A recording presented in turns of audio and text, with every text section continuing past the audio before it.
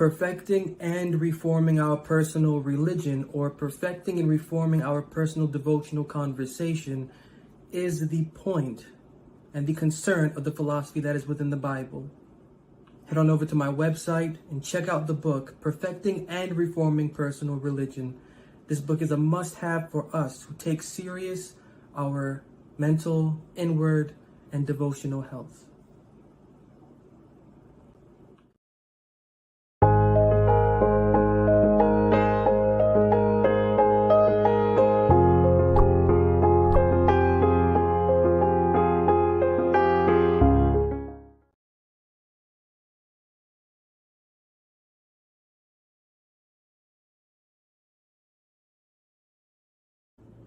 Have a desire to take your conversation to its highest potential? If you do, hop on over to my website and check out the School of Reform.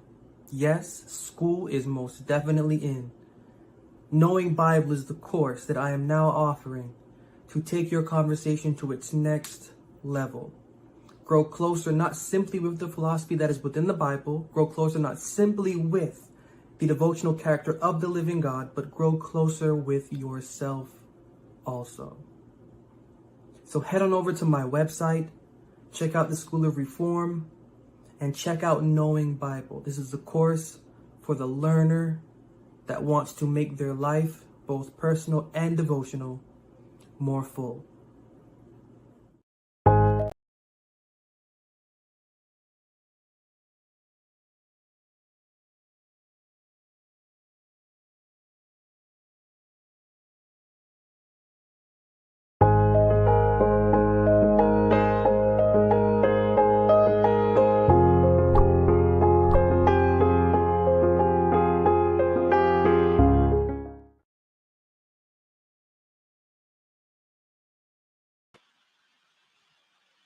Happy Tuesday. Happy Tuesday.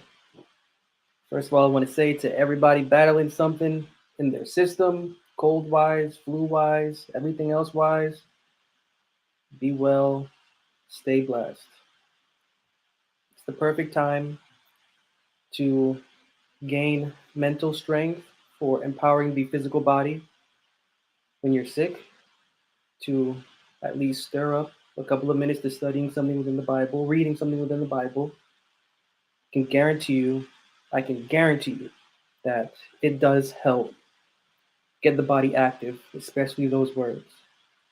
So whatever you're dealing with, physically, inwardly, be safe, be blessed, and continue to do so. And I guess that's not a fair transition from where I left off a couple of weeks ago on emptiness, because I'm asking you to be full. Or maybe it is a fair transition, because when empty, that is when fullness takes place, or when fullness then appears. The whole point of having an empty disposition to not know what we know, or to investigate what we think we know, is so that we can abandon the things that we are accustomed to devotionally, spiritually, philosophically, doctrinally, holistically, to open up ourselves to an experience where we can be filled. So we're sacrificing our fullness for the living God's fullness to fill us up. And as I was thinking about this, it led me to question, well, first of all, why? Why I was thinking about this. And for me, I'm always, when I study the Bible, I'm studying the Bible for the purpose of my human growth and development. There's nothing fascinating about the Bible when it comes to quote unquote worship or service. There's nothing idolatrous that I find fascinating with it. The characters that are in there, the illustrations that are in there on a service level, I don't find that fascinating. And as I've learned, I don't find that fascinating because the authors themselves did not find that fascinating either. There's a meaning beneath that meaning, and there is a meaning beneath that meaning, and then there's a meaning beneath that meaning, and beneath that meaning, there's a concrete reality. And so when I started studying the Bible, I started studying the Bible for the concrete reality that it has. But to get to that, you have to go through a ridiculous amount of figurative illustrations, context, and parables or proverbs, however you want to put them, just to get to an underlying point. And as I'm thinking about the issue of emptiness, because it is an issue, it's not natural for us to approach anything, let alone the Bible, as if we don't know it. We like to approach everything as if we do know everything. And when I do speak to different people, and when I quote, even lightly quoting something from within the Bible, and then putting a point or a cap on that, one of the responses is, I know that already. I've heard that already. But then when I introduce 6 more caps onto that cap that I just mentioned, I've never heard anybody say it like that before. It's never been said to me like that before. A memory I could think about is when was it? A couple years ago, walking down the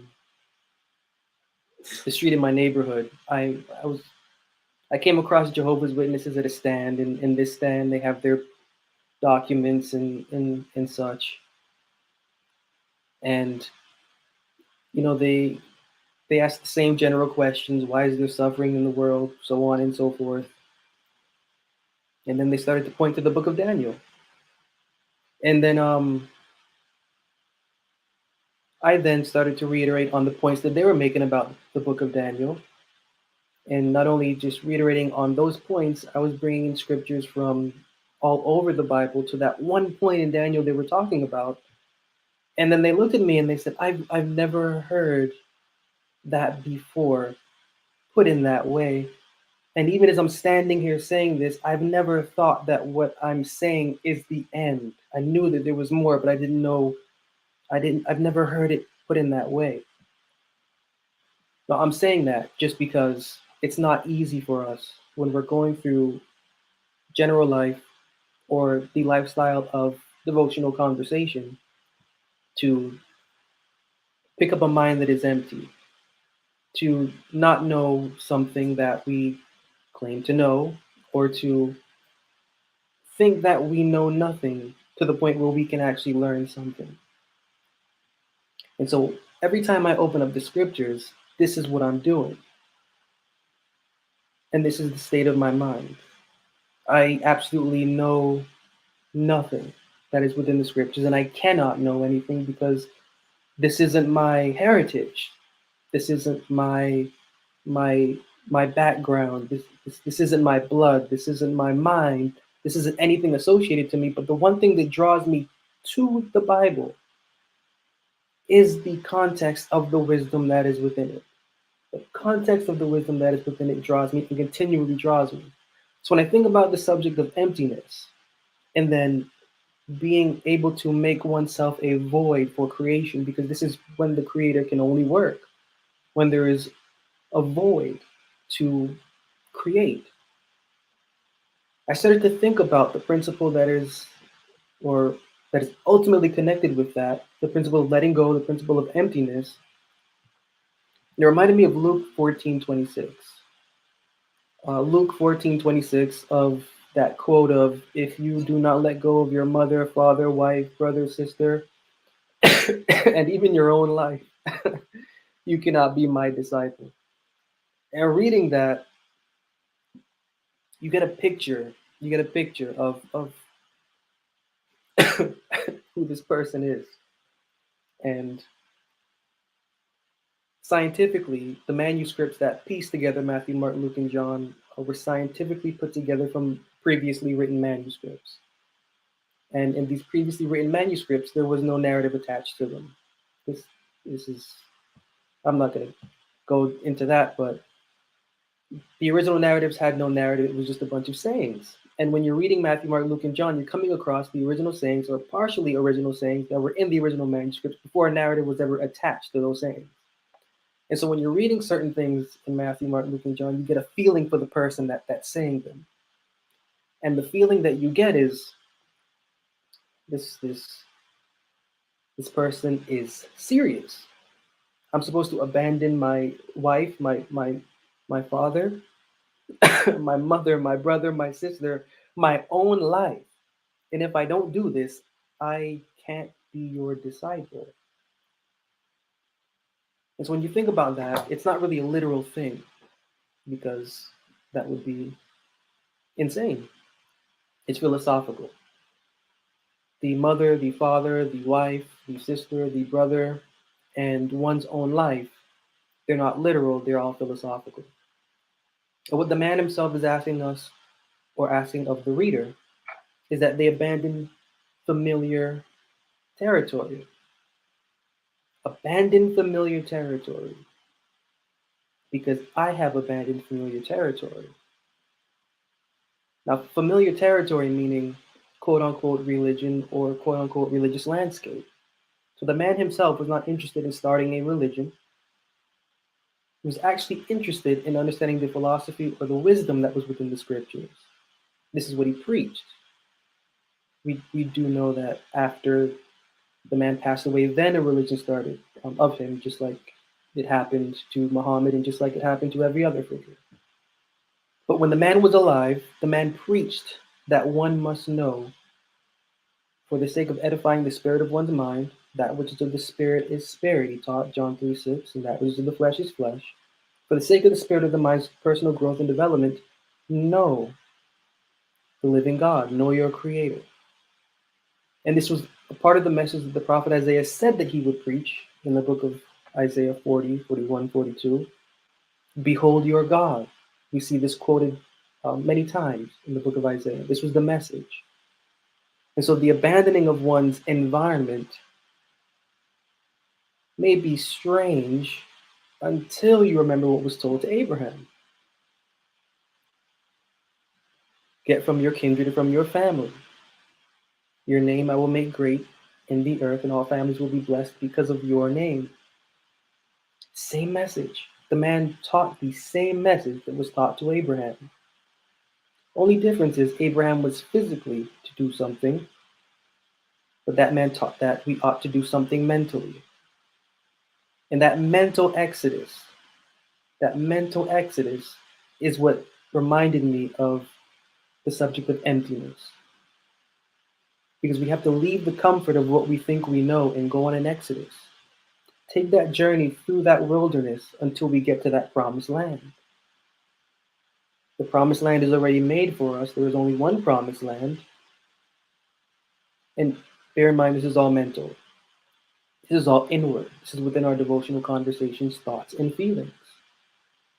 So being able to take that trek, leaving what we think we know, go through that wilderness of not knowing anything, and then arriving at that destination for our faiths, thoughts, and feelings is the experience. And I was led to this verse because it's so true. It's so true. The more that you study the Bible, the more you understand the culture within it, and not culture as in ethnic or whatever you want to associate that. I'm saying culture mentally, the mental culture of the Bible. Because at this point, everything associated to this book is dead and passed away. All that remains are the minds that put it together. So the culture is mental. If our mind can grow into the culture of the Bible, into the devotional character that is within these words, we will know the health that it has within it for us. And that's one of the main reasons for encouraging, cultivating, promoting, quote unquote, emptiness. Or as I've been saying in my broadcast, justification, loss. In my broadcast, I've been talking about loss, and I've been talking about sacrifice. And I've been talking about loss and sacrifice for the purpose of relationship. That one word, relationship. And that one word, relationship, can actually be broken down into two words. Relation, one, ship, two. And you can think of ship as being ship in the sea, or you can think of ship as being associated to other ships, assistant ship, internship, other ships. and then relation in front of them both of those definitions. In a sense, relationship is a collaboration or an experiment where we are forming a pattern of thought and a pattern of feeling with another or with ourselves. In this case, with the character that is within the Bible. So forming a relationship with the Bible is allowing us to join into the ship that the Bible is operating for the purpose of us interning for it, being an apprentice to its character.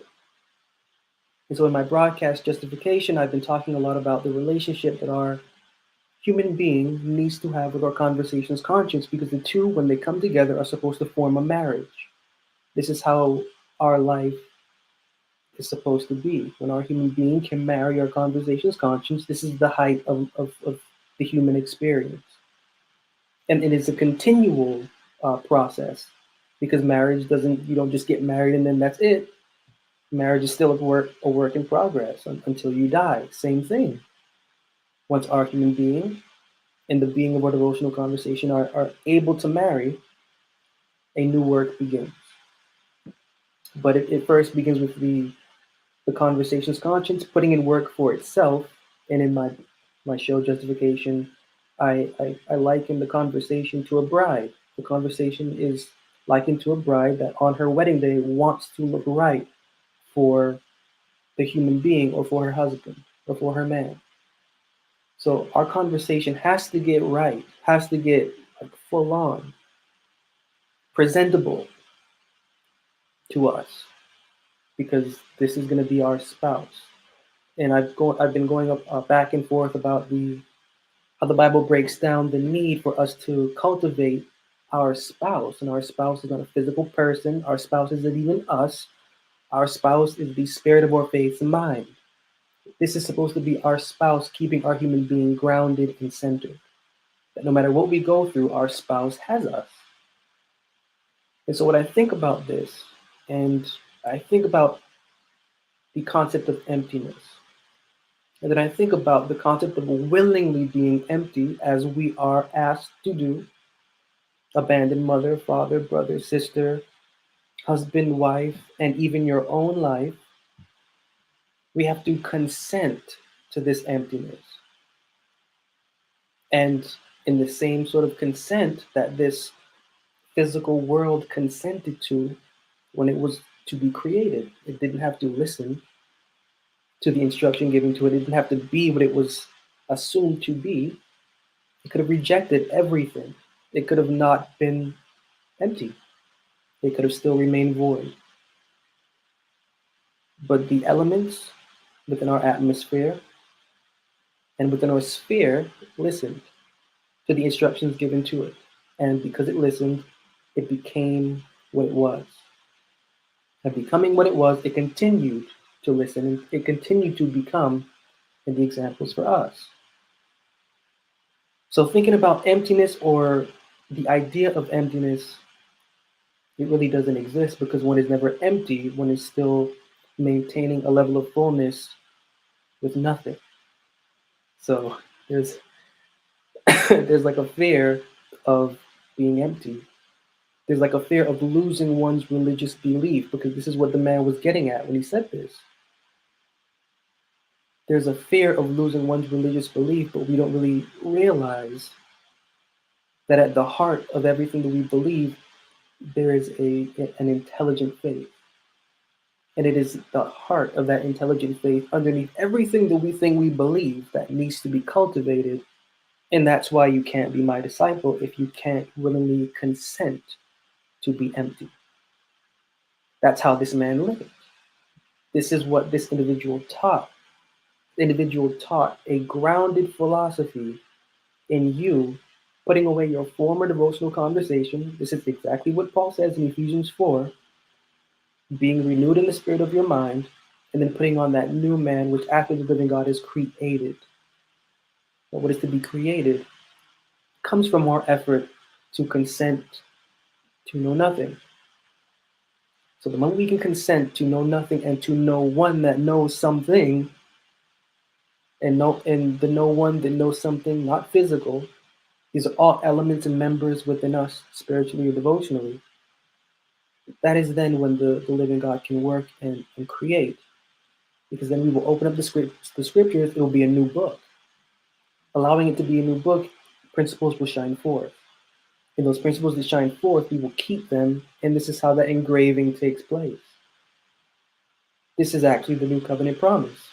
I will write in them, write in their hearts, and in their inward parts, my law, I will be their God, and they shall be my people. No one should ever say, know the Lord, for they will all know me, from the least to the greatest. So the heart of the new covenant promise is knowing, is quote unquote knowing. In that knowing through inscription, that knowing through engraving, and that engraving an effort that we take to let go so that the words can work. So on this Tuesday and from now and forward, let the words work. Let the engraving take place, step back, know nothing, and discover how much you actually come across when you take on that mindset. So take care.